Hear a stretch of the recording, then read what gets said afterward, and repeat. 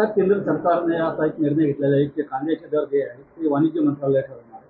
काय याविषयी तुमचं काय मत आहे? ही त्यांची योग्य भूमिका आहे?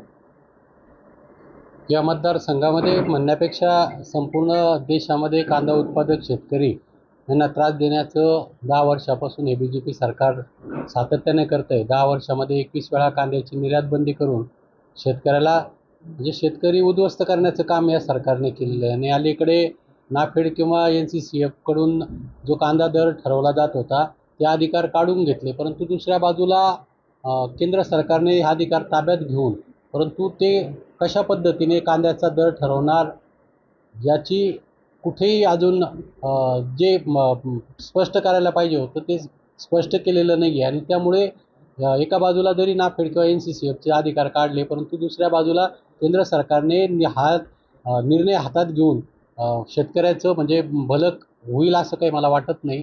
आणि त्यामुळे केंद्र सरकारने ह्या सगळ्या गोष्टी करण्यापेक्षा निर्यात बंदी उठवली पाहिजे शेतकऱ्यांच्या दृष्टीने. शेतकऱ्याच्या कांद्याला भाव मिळाला पाहिजे. आणि दुसरी गोष्ट म्हणजे शेतकऱ्यांच्या कांद्याला योग्य भाव देण्याच्या दृष्टीने म्हणजे त्याचा उत्पादन खर्च किती होतो हे बघून त्याला कुठेतरी नफा होईल या पद्धतीचा भाव जर अवलंबला तर खऱ्या अर्थानं कांदा उत्पादक शेतकऱ्याला दिलासा मिळू शकतो. आणि या दृष्टीने केंद्र सरकारने प्रयत्न करावेत असं मी वाणिज्य मंत्रालयाला आता शपथविधीच्या निमित्ताने जाणार आहे त्यावेळेस या संदर्भातलं पत्र मी वाणिज्य मंत्री यांच्याकडे देणार आहे. या निर्णयाचा फायदा शेतकऱ्यांना होणार आहे असं वाटतं का तुम्हाला? निर्णयाचा फायदा शेवटी 8 दिवसासाठी ते निर्णय लागू राहतील असं काहीतरी मी ऐकतोय.